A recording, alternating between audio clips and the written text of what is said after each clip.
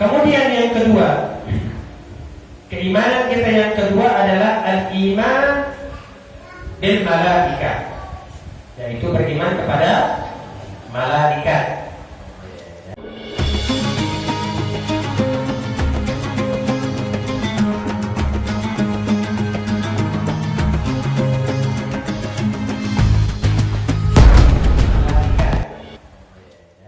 Beriman kepada malaikat.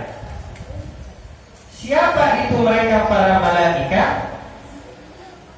Jadi mereka malaikat ini, di mana kita beriman dengan adanya para malaikat. Wa bi annahum ibadallah. Mereka para malaikat adalah hamba-hamba Allah. Fahum muttasifuna bil ubudiyah. Dan Allah sifatkan mereka para malaikat dengan apa? Dengan selalu mengerjakan ibadah. Ya, jadi para malaikat itu kerjanya apa? Ibadah. Nggak ada yang lain yang dikerjakan oleh para malaikat. Jadi malaikat ada yang tugasnya cuma sujud aja sampai hari kiamat. Ada malaikat yang tugasnya cuma ruku aja sampai hari kiamat. Ada malaikat yang tugasnya cuma berdiri saja sampai hari kiamat. Ada malaikat yang tugasnya cuma mengucapkan subhanallah, subhanallah sampai hari kiamat. Ada malaikat yang tugasnya cuma mengelilingi Ka'bah terus bergantian sampai datangnya hari kiamat. Jadi kerjaan mereka cuma ibadah kepada Allah Subhanahu wa taala. Dan kita meyakini itu. Gitu. Mukarramuna bi syarafi ta'atihi, dan mereka termuliakan. Mereka para malaikat itu termuliakan dengan apa? Dengan ta'atihi, dengan ketaatan yang mereka lakukan. Makanya Allah abadikan itu di dalam Al-Quran, la ya'sunallaha ma amarahum wa yaf'aluna ma yu'marun, kata Allah. Mereka para malaikat itu la ya'sunallah. Mereka tidak bermaksiat kepada Allah atas apa yang Allah perintahkan kepada mereka. Wa yaf'aluna ma yu'marun, dan mereka melaksanakan apa yang Allah perintahkan kepada mereka. Itu malaikat. Ya. Dan malaikat ini, jadi malaikat ini kalau kita mau melihat definisi pengertian daripada malaikat ini, siapa sih malaikat itu? Maka para ulama menyebutkan di sini, jadi yang dinamakan dengan malaikat itu hum ajsam al-latifah nuraniyah. Jadi malaikat itu ajsam. Ajsam itu bentuk. Latifah. Latif itu artinya yang halus. Bentuk yang sangat halus. Nuraniyah, bercahaya. Bercahaya. Mubarra'ah min kaduratul jasmaniyah, dan mereka para malaikat ini mubarra'ah, terbebas daripada apa-apa yang dibutuhkan oleh jasmani, jasad, gitu. Ya, mereka terbebas dari itu. Qadirah ala tashakkul bi ashkalin mukhtalifah, dan mereka mampu untuk apa? Tashakkul, merubah bentuk, bil ashkali mukhtalifah. Jadi malaikat ini bisa berubah bentuk. Ya, kalau kita mau menyaksikan bentuk aslinya daripada para malaikat, Allah, ya, itu sayapnya aja, satu sayap itu bisa menutupi bumi. Ya, baru satu sayapnya aja. Dan di sayap ini tuh ada beberapa bulu, ratusan ribu. Dari satu bulu itu akan terpecah lagi. Jadi kalau kita mau melihat wujud aslinya, ya, kita akan merasa takjub, ya, dengan ciptaan Allah Subhanahu wa taala ini. Ya, jadi makanya dikatakan tasyakkul bi ashkalin mukhtalifah. Dia bisa berubah bentuknya. la yusruna bidzukur wala unutha. Dan yang namanya malaikat ini dia gak punya jenis kelamin, bukan perempuan, bukan juga laki-laki. Jadi gak boleh kalau kita bilang malaikat laki-laki atau perempuan, gak boleh. Kalau ditanya malaikat itu laki-laki atau perempuan sih? Ya, malaikat itu yang pasti bukan laki-laki dan bukan juga perempuan. Makanya dikatakan la yusruna bidzukur wala unutha. Khalaqahullahu bila wasithah. Dan Allah menciptakan malaikat ini bila wasithah, tanpa perantara. Wala ab, tanpa perantara ibu dan bapak. Gitu. Jadi malaikat itu tidak dilahirkan kayak kita di manusia. Kagak. Gitu, ya. Kemudian wahum balighuna min kathrati ma la ya'lamu illallah. Dan jumlah mereka tidak ada yang dapat mengetahuinya kecuali Allah. Kalau ditanya berapa banyak jumlah malaikat, la ya'lamu illallah, nggak ada yang tahu kecuali Allah Subhanahu wa ta'ala. Banyak jumlah itu malaikat, ya. Wa ya'lamu mimma dzakarna anna man wasfuhu bidzukura, dan barang siapa yang mengatakan bahwa sesungguhnya malaikat itu adalah laki-laki, faqad fusuk, maka dia telah fasik. Apa artinya fasik? Berarti dia telah bermaksiat. Orang kalau bilang, oh malaikat itu jenis kelaminnya laki-laki, dia telah bermaksiat berarti. Ya, telah bermaksiat. Wa fi kufrihi khilaf, bahkan sebagian pendapat ada yang bilang dia telah kufur, keluar dari agama. Ada pendapat yang mengatakan seperti itu. Wa min wasfihi bil unutha, dan barang siapa yang mengatakan bahwa malaikat itu adalah wanita, faqad kafar, maka dia telah keluar dari agama Islam. Kafir hukum. Jadi hati-hati. Tidak boleh kita bilang, oh malaikat itu wanita. Ya, kagak boleh kita bilang begitu. Tidak ada malaikat wanita atau malaikat itu laki-laki. Makanya ada sebuah bantahan yang Allah tegaskan di dalam Al-Quran, wa ja'alul malaikata alladziina hum 'ibadur rahmani inatha ashhadu khalqahum sanuktabu syahadatuhum wa yus'alun.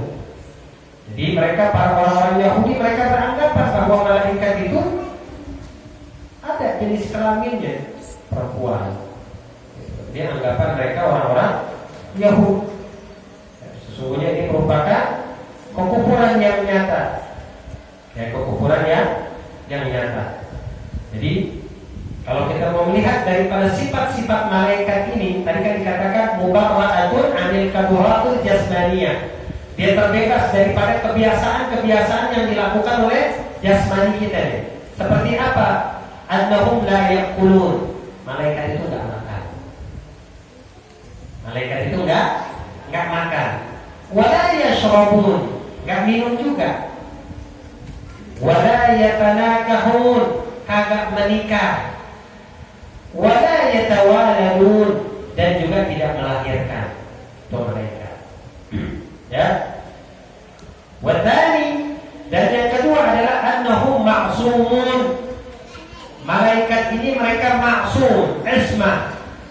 Maksum itu ismah, al-hifz, terjaga. Jadi malaikat ini terjaga, ya. Terjaga dari apa? Terjaga daripada terjerumus di dalam perbuatan dosa. Jadi malaikat tidak melakukan perbuatan dosa. Jadi wa ismatul malaika bihadzal makna wajibatun. Jadi merupakan satu kewajiban yang ada pada diri sosok malaikat itu, di mana mereka terjaga daripada perbuatan dosa.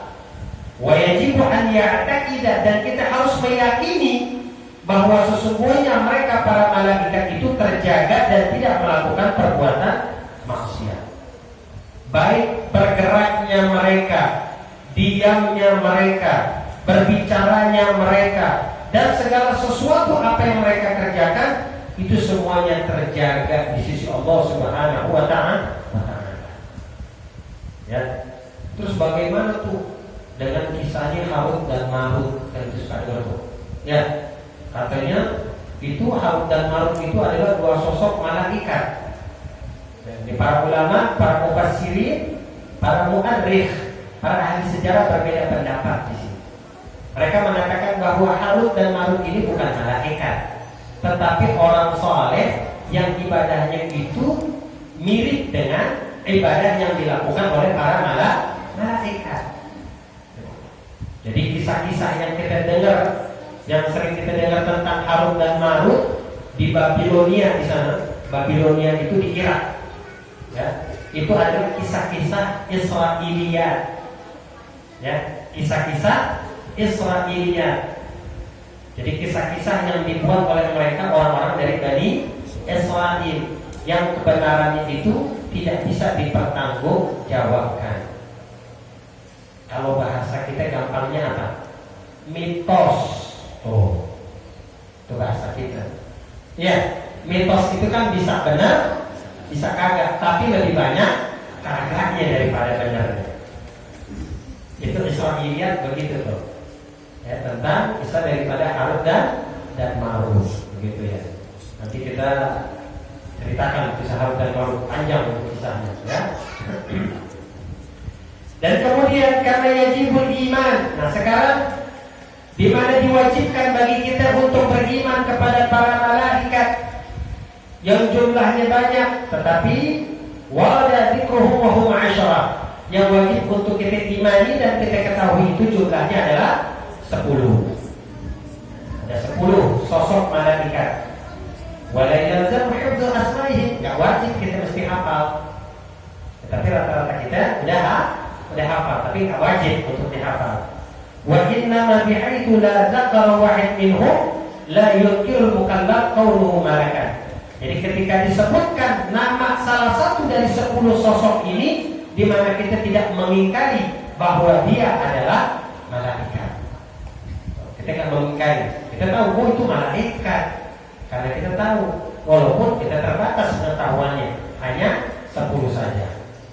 Ya. Yang pertama adalah Jibril, malaikat Jibril. Nah ini panglimanya malaikat. Jadi panglimanya malaikat itu 2.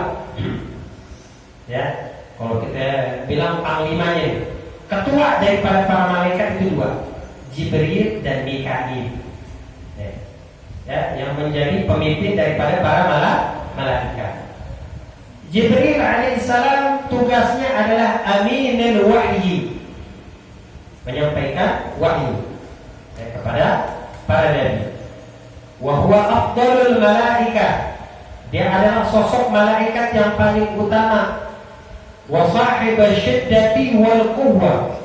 Jadi malaikat yang paling syiddah, yang paling kuat.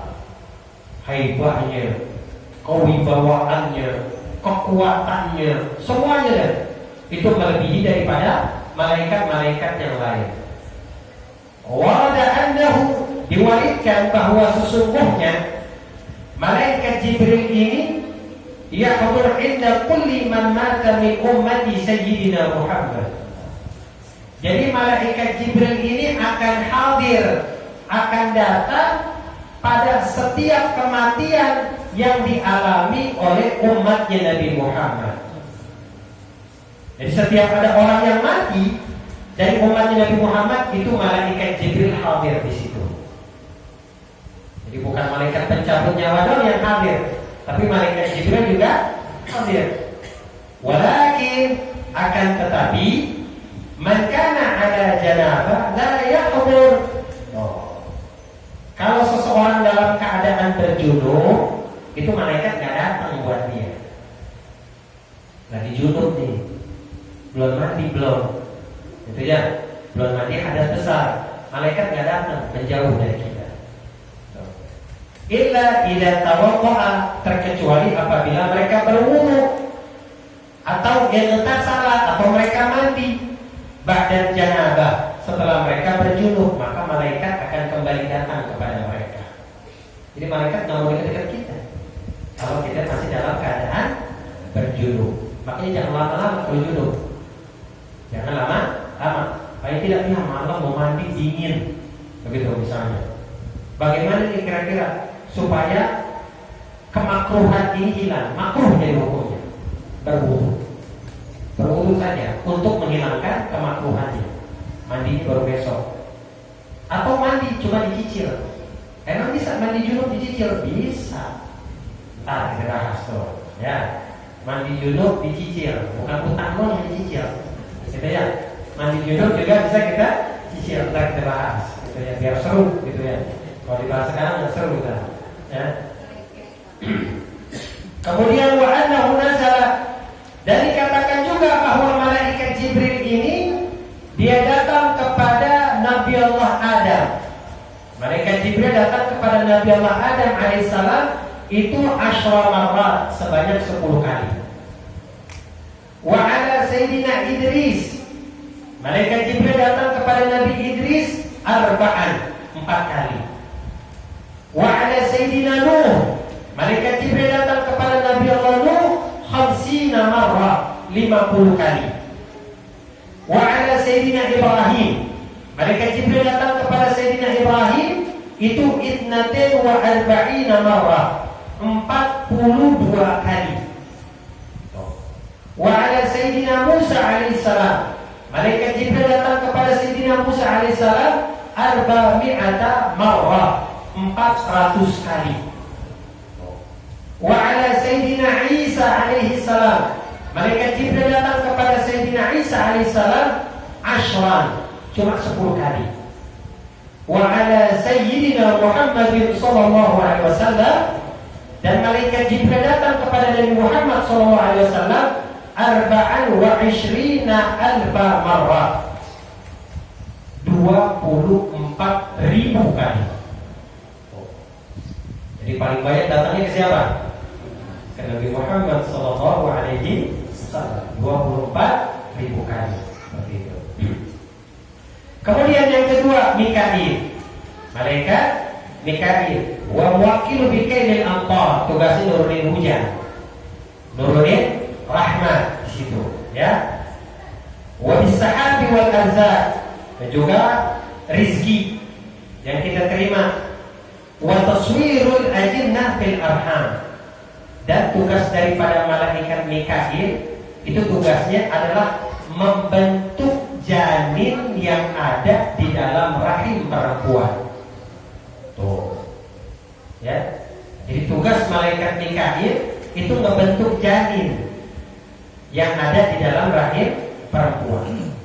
Jadi kalau kita mau lihat dalam satu hadis tentang janin ini, dalam satu hadis yang sahih dikatakan ketika nutfah, air mani itu sampai kepada rahim seorang wanita, maka air mani tersebut diletakkan di telapak tangannya malaikat.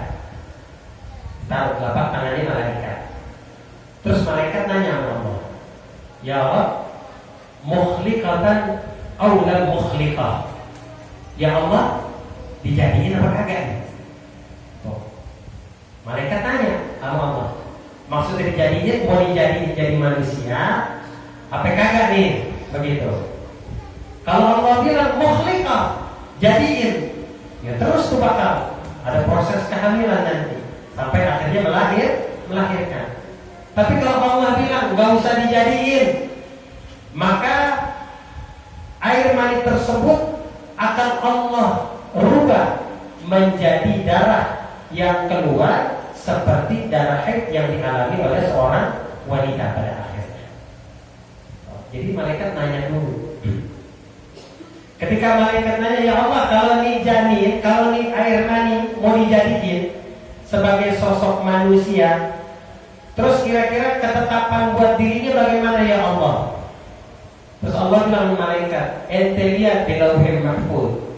Allah nyuruh. Allah nyuruh kan berarti Allah nggak tahu. Allah tahu. Cuma Allah ngajarin di sini kepada kita, ya. Allah memerintahkan kepada malaikat buat lihat di lauhil mahfuz tentang apa? Tentang nasib, bagian yang akan diterima oleh si janin ini. Umurnya berapa tahun? rizkinya berapa banyak, tuh, ya.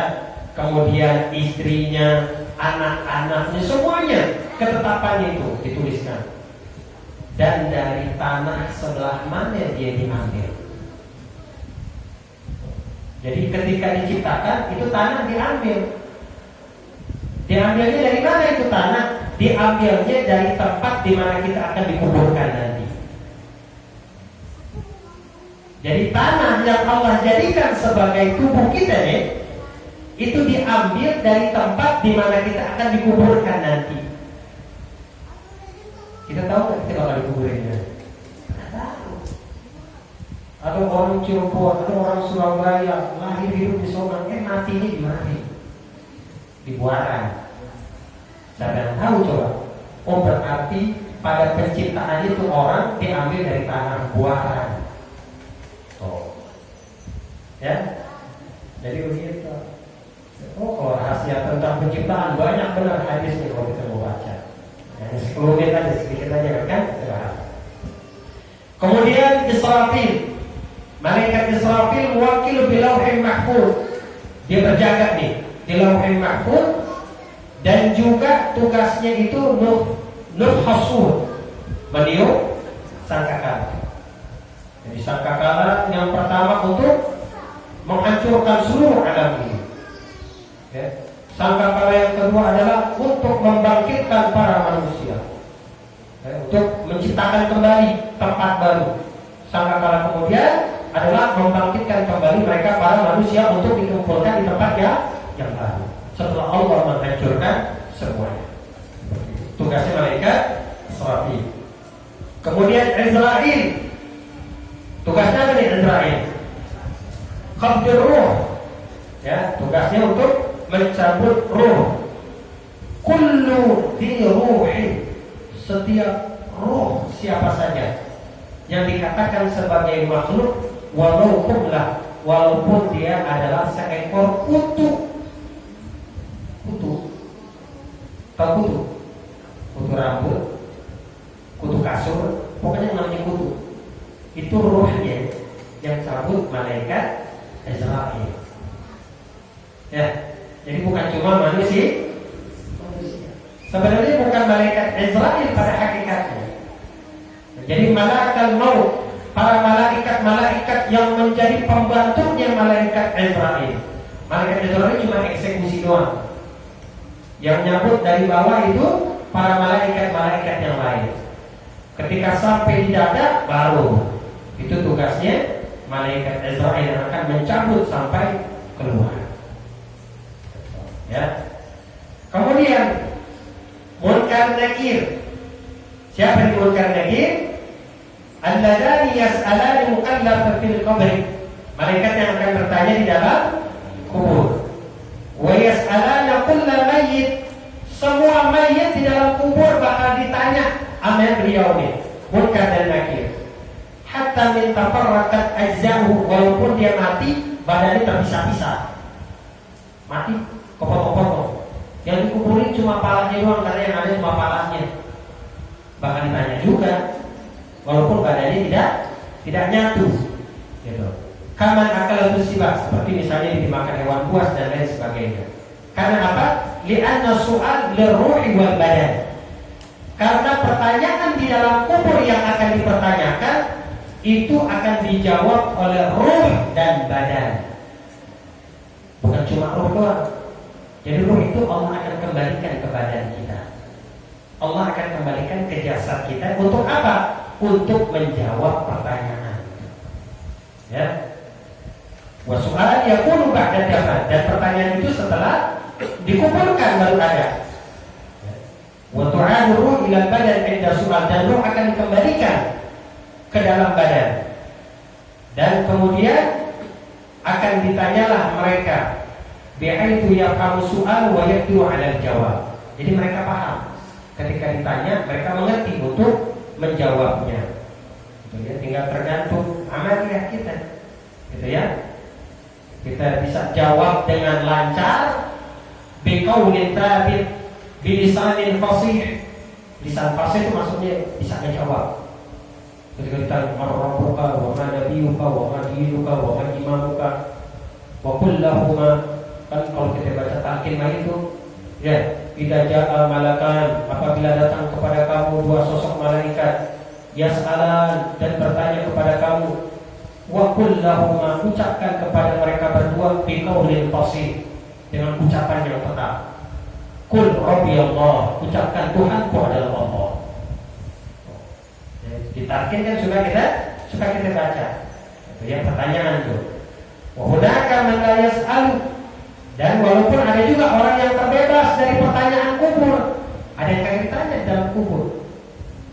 Siapa mereka? Humul anbiya, para nabi itu gak ditanya. Dalam kubur kagak ditanya.